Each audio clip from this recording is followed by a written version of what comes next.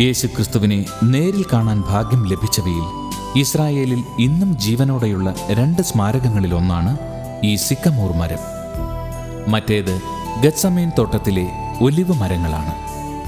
ഈ മരത്തിന് 2000 വർഷത്തിലധികം പ്രായമുണ്ടെന്ന് ശാസ്ത്രീയ പരിശോധനകളിലൂടെ തെളിയിക്കപ്പെട്ടിട്ടുണ്ട്. യേശു ജെറീക്കോയിൽ പ്രവേശിക്കുമ്പോൾ അവിടുത്തെ കാണുവാൻ ഒട്ടേറെ പേർ തടിച്ചുകൂടി.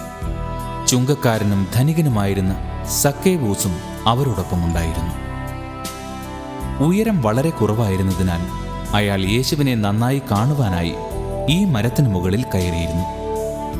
കർത്താവ് ഇവിടെ വച്ച് അയാളെ കാണുകയും അന്ന് അയാളുടെ വീട്ടിൽ താമസിക്കുകയും ചെയ്തു.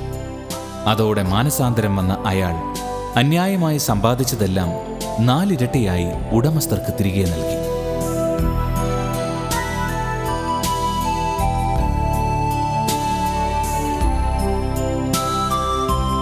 ലോകത്തിലെ ഏറ്റവും പഴക്കമുള്ള നഗരം ജെറീക്കോയാണെന്ന് വിശ്വസിക്കപ്പെടുന്നു.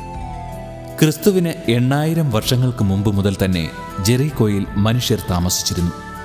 നായാടിയായി അലഞ്ഞു തിരിഞ്ഞ് നടന്നിരുന്ന മിസോലിത്തിക് കാലഘട്ടത്തിലെ മനുഷ്യൻ ആദ്യമായി കൃഷി ചെയ്ത് ഒരു സ്ഥലത്ത് സ്ഥിരവാസം ഉറപ്പിച്ചത് ഇവിടെയാണത്രേ.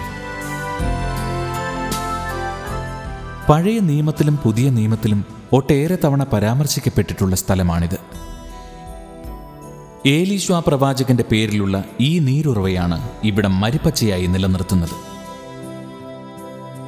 ഈ ഉറവയുടെ സാന്നിധ്യം മൂലം പലതരത്തിലുള്ള ഫലങ്ങൾ ഇവിടെ ഉൽപ്പാദിപ്പിക്കുന്നുണ്ട്.